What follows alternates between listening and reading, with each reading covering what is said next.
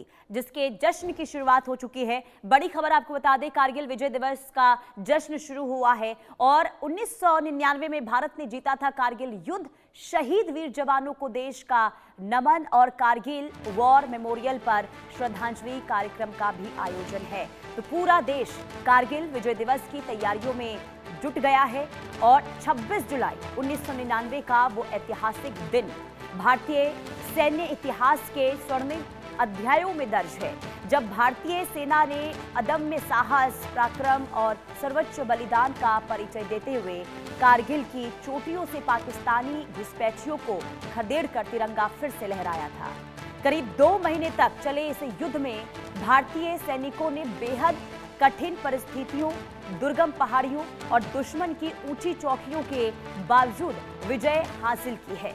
Operation विजय के तहत भारतीय सेना ने टाइगर हिल और टोलोलिंग और कई अहम चोटियां जहां पर दोबारा कब्जा कर देश की सीमाओं की रक्षा की। इस युद्ध में 500 से अधिक भारतीय जवानों ने सर्वोच्च बलिदान दिया। उनकी वीरता और देशभक्ति आज भी हर भारतीय को प्रेरित करती है। कारगिल विजय दिवस केवल एक सैन्य जीत का प्रतीक नहीं है, बल्कि देश के उन अमर वीरों को नमन करने का अवसर है जिन्होंने मातृभूमि की रक्षा के लिए अपने प्राण न्योछावर कर दिए। इस अवसर पर द्रास स्थित कारगिल वॉर मेमोरियल सहित देश भर में शहीदों को श्रद्धांजलि दी जा रही है। राष्ट्रपति, प्रधानमंत्री, रक्षा मंत्री और तीनों सेनाओं के प्रमुखों ने वीर शहीदों को नमन करते हुए उनके अदम्य साहस को याद किया है। देश भर में अलग अलग कार्यक्रमों के माध्यम से युवाओं को कारगिल के रणबांकुरों की वीर गाथा से अवगत कराया जा रहा है। इधर कारगिल विजय दिवस हमें ये याद दिलाता है कि देश की सुरक्षा के लिए हमारे सैनिक हर चुनौती का सामना करने के लिए सदैव तैयार रहते हैं और उनका बलिदान राष्ट्र के लिए सर्वोच्च प्रेरणा है। तो ऑपरेशन विजय की अमर गाथा और हर साल शहीदों को नमन किया जाता है। कारगिल वॉर मेमोरियल पर श्रद्धांजलि अर्पित की जाती है। उन्हें याद किया जाता है जिन्होंने देश की खातिर, देश की रक्षा की खातिर अपने प्राण को न्यौछावर किया है। और ऑपरेशन विजय जो 2 महीने चला था, जिसमें सफलता मिली थी और जिस तरीके से यहाँ पर वीर वाकुरों ने यहाँ पर अदम्य साहस दिखाया, उसका नतीजा ये कि एक और युद्ध को फतेह करने में भारत कामयाब हुआ। अमित सिंह, डिप्टी एडिटर, हमारे साथ सीधे कारगिल से लाइव जुड़ चुके हैं। अमित, देखिए, ये दिन जब जब याद किया जाता है तो हर भारतीय का सीना गर्व से चौड़ा हो जाता है, और जब कारगिल दिवस का मौका हो तो क्या तैयारियां और श्रद्धांजलि देने को लेकर किस तरीके से आप, क्योंकि ग्राउंड जीरो पर मौजूद हैं, क्या तस्वीर वहां से देख पा रहे हैं? पुनीता, बहुत शुक्रिया। मैं चाहता हूं दर्शक इन तस्वीरों को देखें और यहाँ पर गूज़बम्स पड़ते हैं। पुनीता, यहाँ की हवाओं में शौर्य गाथा है, यहाँ की हवाओं, यहाँ की मिट्टी में आपको वीरता दिखाई देगी। फिलहाल मैं लैमोचिन पॉइंट पे हूँ। मेरे ठीक पीछे की जो आप पहाड़ियां देख रही हैं, अभी धुंध है, धूप थोड़ी सी निकली हुई थी।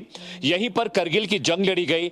अभी जो पहाड़ी आपको दिखाई दे रही है धुंध के बीच में, सबसे ऊंचाई पर वो टाइगर हिल है। पुनीता, 18,000 फीट की ऊंचाई पर भारतीय सैनिक वहां पर पहुंचे थे। उन्होंने जंग लड़ी थी। उस वक्त टेंपरेचर -30 डिग्री था। तो जरा सोचिए कि इस वक्त अभी मैं जहां पर हूं, ये 12,000 फीट है। यहां से 6,000 फीट की और ऊंचाई पर 18,000 फीट पर जहां पर ऑक्सीजन नहीं होती, पीने का पानी जम जाता है, आपकी धमनियों में जो रक्त बह रहा है उसका श्राव रुक जाता है। इन पहाड़ियों पर भारतीय सेना ने जंग लड़ी और 84 दिन तक 527 जवान शहीद हुए। 3,000 के आसपास जो जवान थे वो जख्मी हुए। ये तस्वीर देखिए, यहां पर टाइगर हिल है और उसके ठीक बाईं तरफ वहां पर बत्रा टॉप है। कैप्टन बत्रा का जिक्र हर युवा के जबान पर रहता है। उन्होंने एक लाइन बोली थी, दिल मांगे मोर। इन्होंने 17 लोगों के साथ उस टॉप पर चढ़ाई की। बत्रा टॉप पर आर्टिलरी फायर हो रहे थे, मशीन गन से फायर चल रहा था। उसके बावजूद उन्होंने बत्रा टॉप को फतेह किया। 0.5353 उसको बोलते हैं। उसके ठीक राइट में फॉग है, लेकिन अब वो दिखने लगी वो पहाड़ी। ये राइनो हॉर्न है। राइनो हॉर्न में 16 ग्रेनेडियर्स, इसके अलावा वहां पर 12 JKLI यानी जम्मू कश्मीर राइफल्स के जवान वहां पहुंचे थे और गोरखा रेजिमेंट के लोग थे। राजपुताना राइफल वहां पर था, उन्होंने वहां पर जंग लड़ी। और उसके ठीक राइट में आप आएंगे, बीच में वो जो धुंध दिख रही है, वहां पर एक पहाड़ी है। ये जो इसको तोलोलिंग टॉप कहते हैं, यहां पर ये जंग लड़ी गई। पुनीता, मैं संक्षेप में फटाफट बताऊंगा। और हर साल 26 जुलाई को विजय दिवस मनाया जाता है करगिल वॉर मेमोरियल पर, उन शहीदों को नमन करने के लिए, श्रद्धांजलि देने के लिए, जिनकी छाती से जो खून बहा, उस खून से हम आजादी में सांस ले पा रहे हैं। और मेरे ठीक पीछे नीचे आप देखेंगे ये द्रास वैली है कि जब आर्टिलरी फायर हो रहे थे पुनीता, तो इस गांव में पाकिस्तानी गोले गिरते थे और बहुत सारे लोग यहां भी जख्मी हुए थे, उनको भी चोट आई थी। लैबेचिन पॉइंट पे हूं मैं, 12,000 फीट की ऊंचाई है, ऑक्सीजन बहुत कम है और यहां पर अभी टेम्परेचर करीब 6 डिग्री के आसपास है। तो जरा सोच कर देखिए पुनीता कि वहां पर टेम्परेचर कितना होगा। आज का पूरा दिन, अब मेरे पीछे की तस्वीर में दिखाता हूं, करगिल विजय दिवस की शुरुआत हो चुकी है। वहां पर शहीदों के परिवार जमा हुए हैं, जुटे हुए हैं, उनको मेमोरियल दिए जाते हैं, उनकी मेमोरीज साझा की जाती हैं। साथ ही साथ हर साल उनको नमन किया जाता है, उनको प्रणाम किया जाता है। लेकिन पुनीता, मैं आपको बताऊं कि कभी अगर किसी पत्रकार को मौका मिले तो उसको करगिल जरूर आना चाहिए। अगर आपको जीना है वो शौर्य वाला जीवन, अगर आपको देखना है कि हवाओं में अगर शौर्य बहता है तो उसका मतलब मायने क्या होता है। इतनी ऊंचाई पर हमारे भारतीय सेना के जवान जोखिम में अपनी जान डालकर देश की सेवा करते हैं, देश की रक्षा करते हैं। ये लेमुनचीद, मस्को वैली, द्रास वैली और सामने करगिल की पहाड़ियां हैं।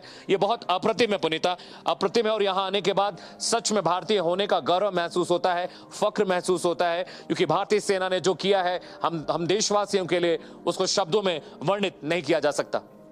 और बिल्कुल अमित, और जब आप ग्राउंड जीरो पर मौजूद हैं तो जिस शौर्य गाथा की आप बात कर रहे हैं उसे आप यकीनन देखिए महसूस भी कर पा रहे होंगे।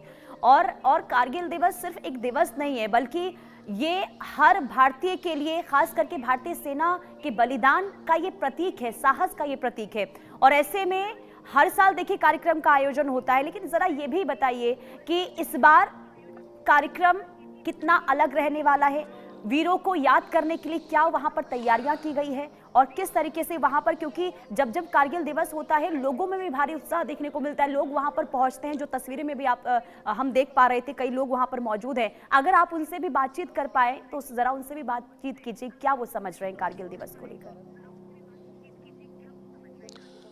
देखिए पुनीता, रक्षा मंत्री राजनाथ सिंह साहब आने वाले हैं, वो कल यहाँ पर आएंगे और नए जो आर्मी चीफ है जनरल धीरज सेठ वो वहाँ पर आने वाले हैं। लेकिन अभी जो आर्मीज की फैमिली हैं उनको फैसिलिटेट किया जा रहा है आर्मी के प्रोग्राम में, और वहाँ पर मीडिया को अलाउ नहीं किया गया अभी जाने के लिए। हालांकि मैंने बहुत सारे लोगों के इंटरव्यूज करके दर्शकों के लिए भेजे हैं, लेकिन मैं बताऊँ इस बार अलग इसलिए भी है पुनीता, क्योंकि इस बार जब हम यहाँ पर पहुंचे, देखिए मैं आपको बताऊं, अभी मैं यहाँ पर खड़ा हूं तो दुश्मन जो पोस्ट है, पाकिस्तानी पोस्ट, वो हमें देख सकती है। जो पीछे जो मैंने आपको राइनो हॉल और तोलोलिंग दिखाया है, वहां पर भारतीय सेना की भी चौकियां हैं और वहां से ठीक 500-700 मीटर पे आगे पाकिस्तान की चौकी है। तो जिस वक्त मैं यहां पर खड़ा हूं, पाकिस्तान सेना हमें देख सकती है, इस पूरे कार्यक्रम को देख सकती है। इस बार थोड़ा सा सिक्योरिटी ज्यादा टाइट है पुनीत, क्योंकि ऑपरेशन सिंदूर के बाद इंडियन आर्मी ने बहुत सारे प्रिकॉशन ज्यादा लिए हैं, यानी हमारे इक्विपमेंट, हमारी मशीनरी, आर्मी की आइडेंटिफिकेशन, सब कुछ बहुत सख्त कर दिया गया। हमें अलाउ नहीं है, हम वैली में कहीं भी जाएंगे तो सेना के जवानों के साथ जाना है। हमें एक ऑफिसर अपॉइंट किया गया हमारे लिए, जो हमें हमारे हर मूवमेंट को ट्रैक कर रहा है, हमारे हर मूवमेंट को देख रहा है। हम अपने मन से न खा सकते हैं, न कहीं जा सकते हैं। इस बार सिक्योरिटी ज्यादा बीफ्ड अप है।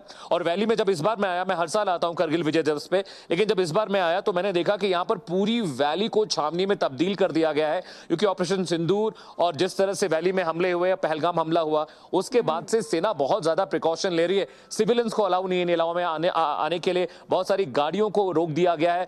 करगिल विजय दिवस 24, 25, 26, 27 ये 4 दिन तक पूरी वैली लॉक रहेगी, द्रास वैली। यहां पर सिविलियंस के आने के लिए मना है, वॉर मेमोरियल बंद होगा, कोई सिविलियन नहीं आ सकता। आर्मी की बहुत हैवी मूवमेंट यहां पर है, 12 ग्रेनेडर्स है, जम्मू कश्मीर राइफल्स है, राजपुताना राइफल्स है, ये तमाम जो आर्मी की विंग्स है, ब्रिगेड यहां पर है, और सिक्योरिटी बहुत बीफ्ड अप है। मेरे ठीक नीचे मेरे कैमरा पर्सन दिनेश आपको दिखा भी रहे होंगे, मेरे लेफ्ट साइड में एक नाला बहता आपको दिखाई दे रहा है, मतलब एक ग्लेशियर, ये लाइव ग्लेशियर्स यहां पर है पुनीता, और 24 घंटे यहां पानी बहता रहता है। ये जो लाइव ग्लेशियर देख रहे हैं, ये मस्को वैली को कनेक्ट करता है, और यहां पर भी नीचे, वहां पर भी सेना के लोग हैं, वहां पे आर्मी के लोग डिफेंड कर रहे हैं, और बोफोर्स आर्टिलरीज यहां पर इंस्टॉल की गई। उनके लोकेशन मैं आपको नहीं बता सकता, लेकिन आप अगर एक कैमरा पर्सन मेरे दिखाएंगे, एक दृश्य वहां देखिए, वहां पर देखिए आर्मी की व्हीकल आपको खड़ी दिखाई देगी, ठीक नीचे वो मशीन गन के साथ आर्मी जम्मू कश्मीर राइफल्स के जवान वहां पर डिप्लॉयड किए गए हैं।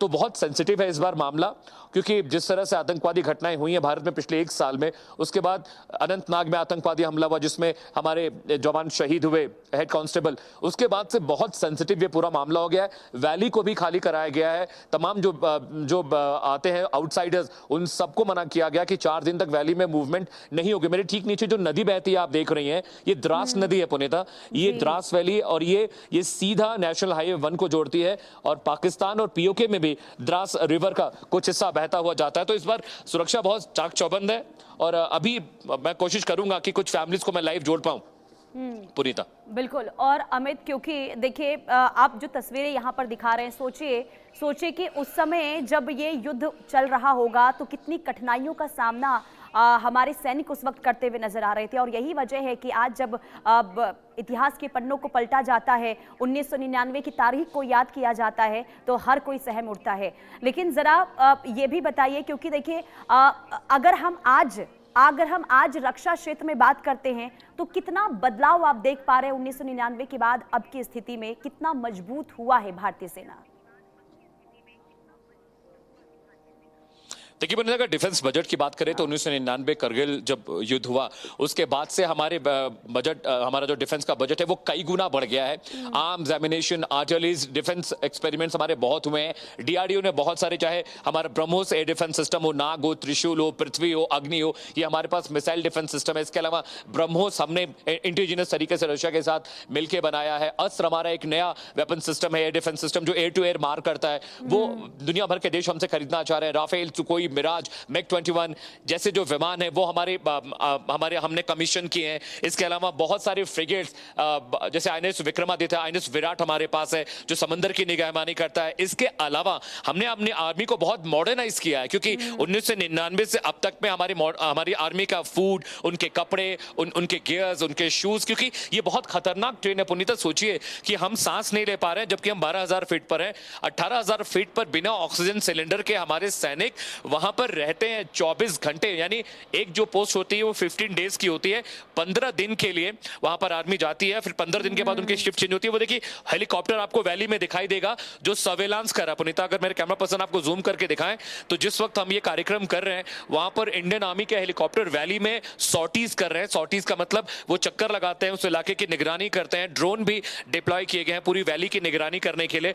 तो बहुत सेंसिटिव है, बहुत क्रूशियल है और इंडियन आर्मी का बजट कई गुना बढ़ा है पुनीता। मैं आपको बताऊं, मैं तब मतलब पिछले 10 साल से मैं विजय दिवस कवर कर रहा हूं, तो जब मैं पहले आता था तब टैक्टिकल पोजीशन, आर्मी के वेपन्स, उनके गियर्स को देखकर अब हम देखते हैं तो बहुत तब्दीली है। जैसे कि जो बुलेट प्रूफ जैकेट पहले आर्मी पहनती थी उसका वजन 15 से 17 किलो होता था, लेकिन अब जो वो बुलेट जैकेट्स पहनते, बुलेट प्रूफ जैकेट, उनका वजन 5 किलो है। उनकी टैक्टिकल कैप्स का वजन कम हो गया है, उनके शूज का वजन कम हो गया। अब उनके शूज जो है वो -15 डिग्री में भी उनके अंगूठे, उनके पैर खराब नहीं होंगे।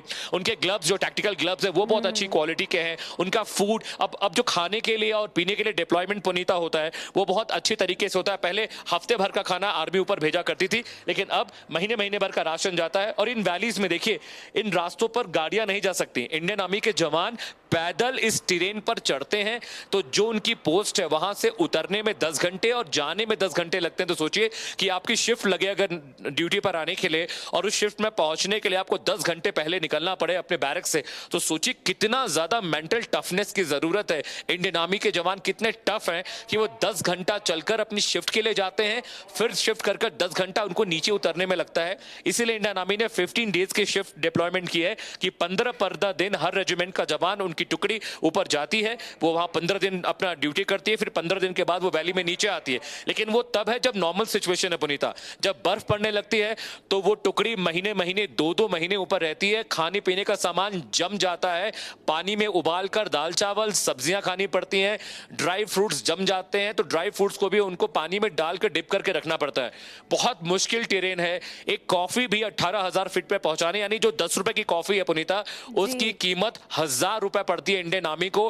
फ्यूल, आर्मी और पूरे इक्विपमेंट के साथ वो एक कप कॉफी 18,000 फीट पर पहुंचती है। इसीलिए इंडियन आर्मी कहती है never waste a drop of a coffee, क्योंकि कॉफी या कोई भी फूड मटेरियल है उसकी असल कीमत से 100 गुना कीमत आर्मी चुकाती है अपने जवानों को देने के लिए।